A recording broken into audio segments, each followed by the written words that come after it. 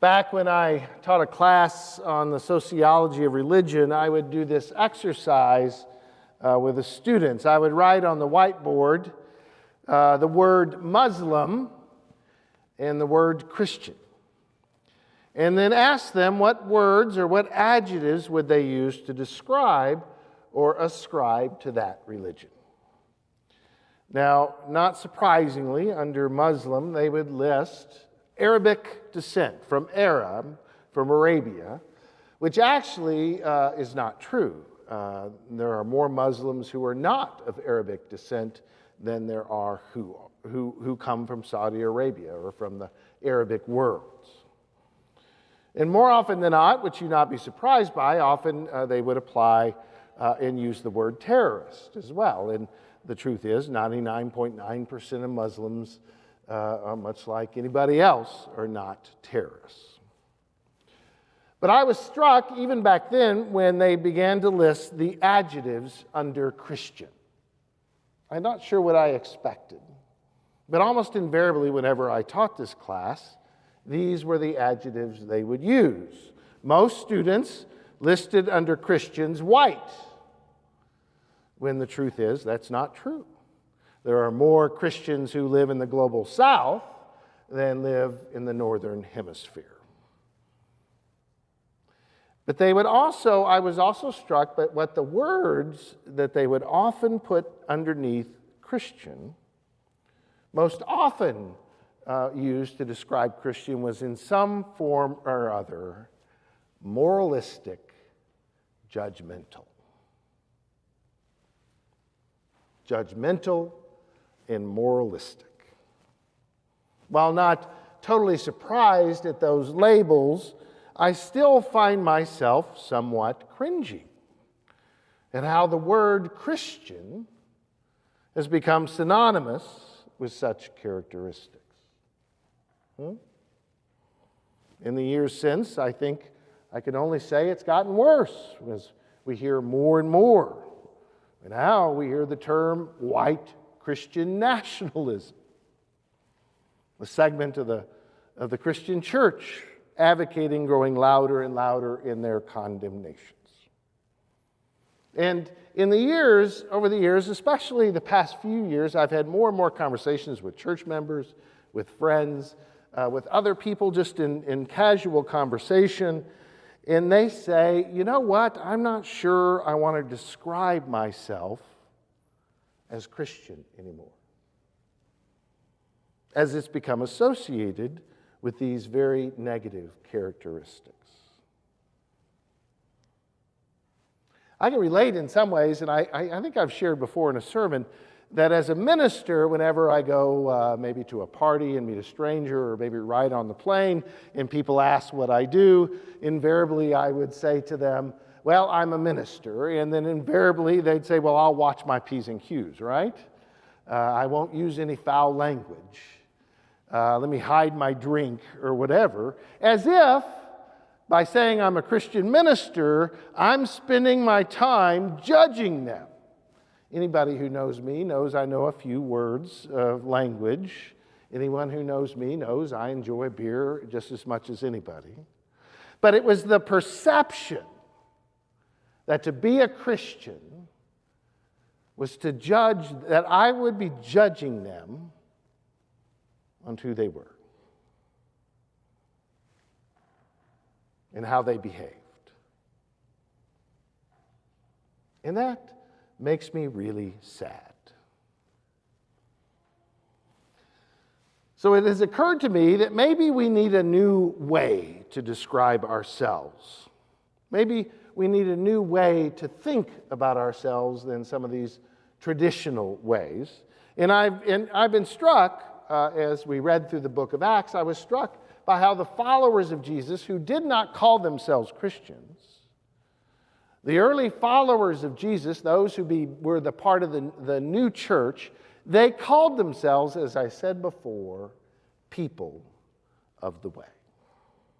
6 times in the Acts of the Apostles, the followers described themselves as people of the way. Jesus described himself as I am the way, and would often talk about the way of the cross.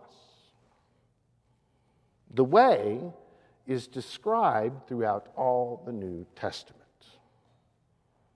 And I find that idea, people of the way, rather appealing for a number of different reasons. One is the way focuses not on some statement of faith, not some doctrine that you're ascribing to, or one that says that one believes in, but instead the way shifts the focus to an emphasis far different than what one believes. It shifts the focus on how one lives one's life. Now, what we believe is not unimportant, but instead the focus is how what we believe impacts how we live.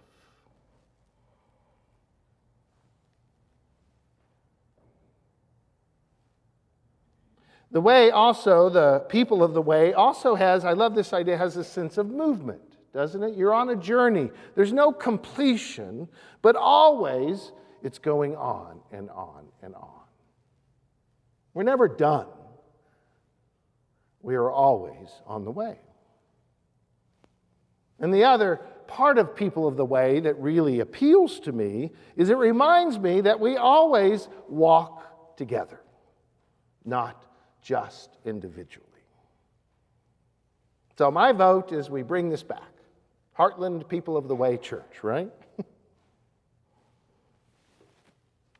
Our text this morning begins with Jesus and the disciples, and it begins with the very phrase, they were on the road. I don't know if you noticed that. They were on their way to Jerusalem. Now, one of the things you'll notice about Jesus and the disciples, they're always on their way to someplace.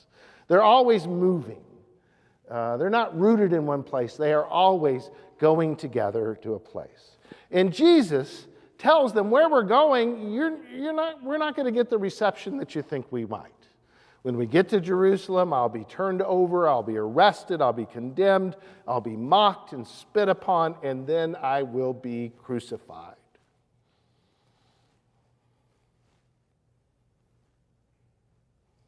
Not a big rah-rah speech, right? And what happens then?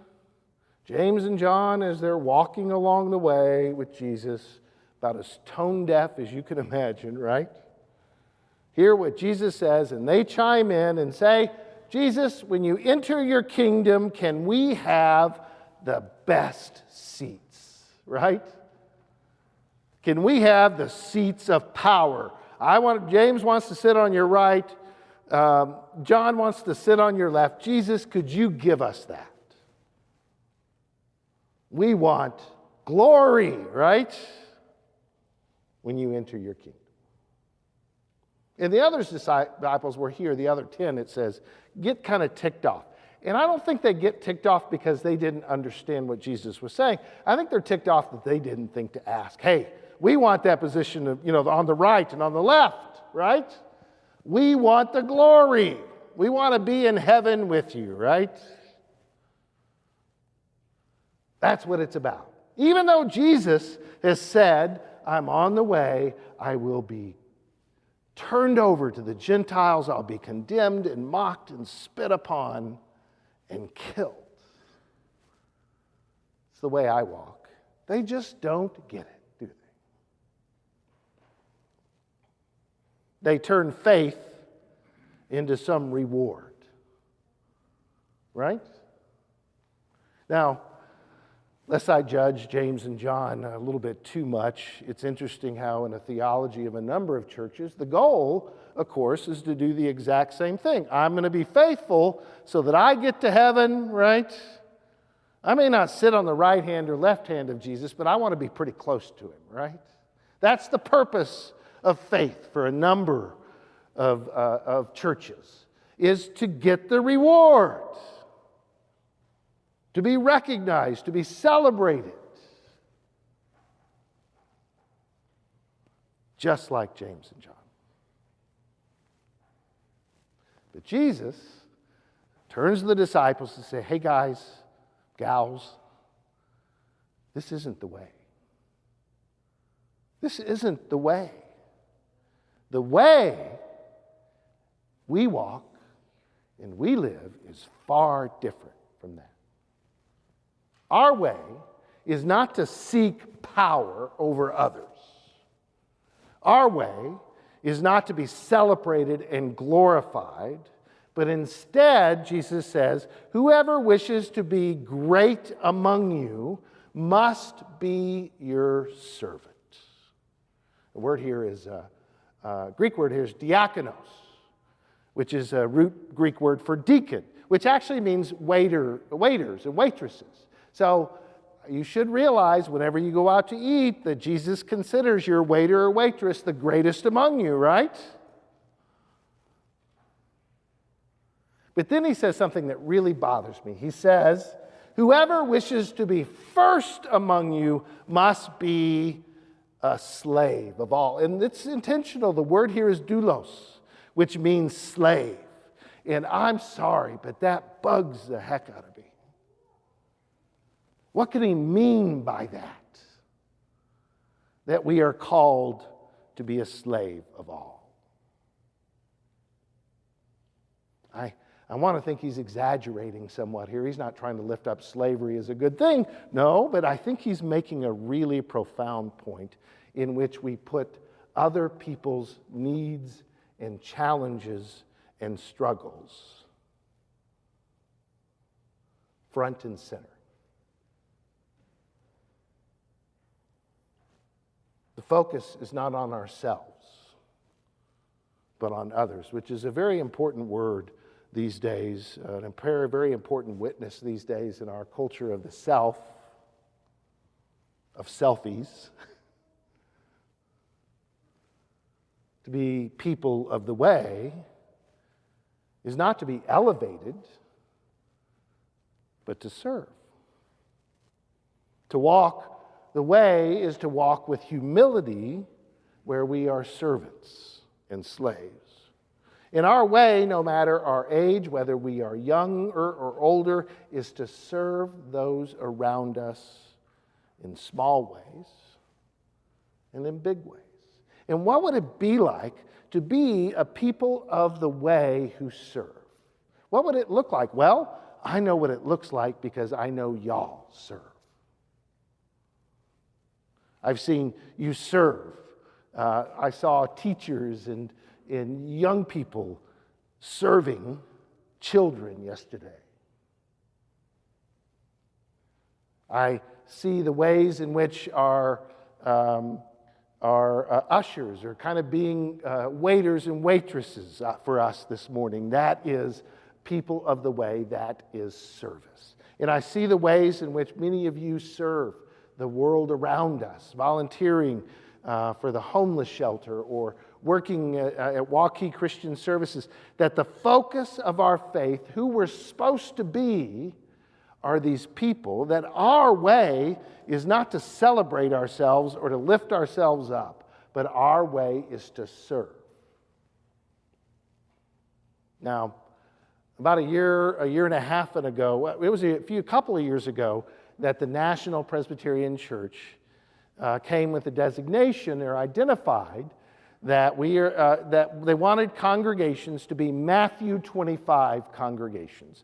And if you're familiar with Matthew 25, it's a text that's about serving the hungry and the thirsty and clothing the naked and visiting those imprisoned and welcoming the stranger, all those kinds of things, and lifting that up, that's at the core of what it means to be the church. And our session last year says that's who we want to be.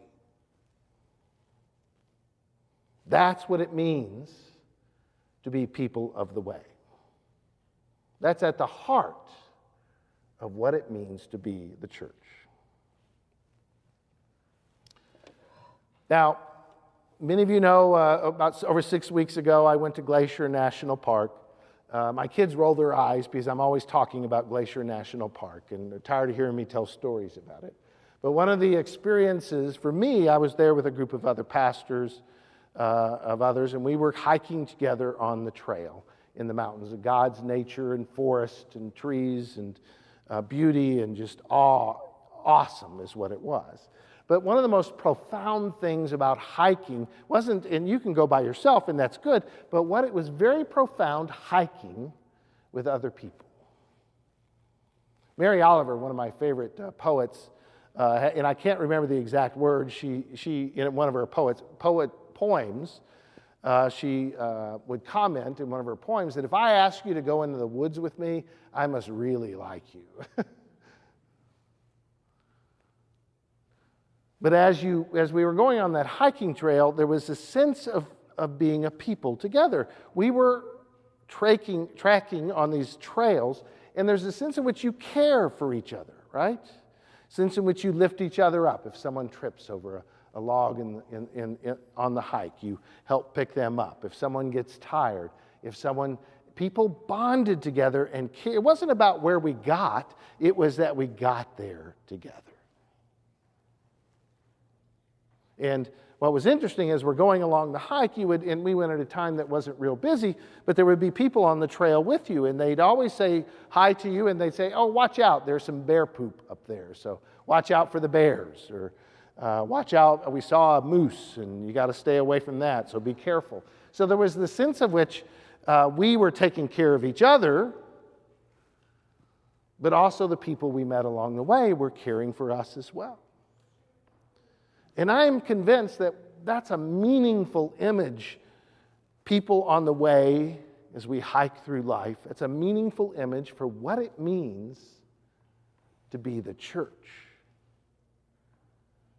To care for each other, to support each other, to care for the weak and lowly we encounter, to be the servants and slaves of all. To God be the glory this day and forevermore. Amen.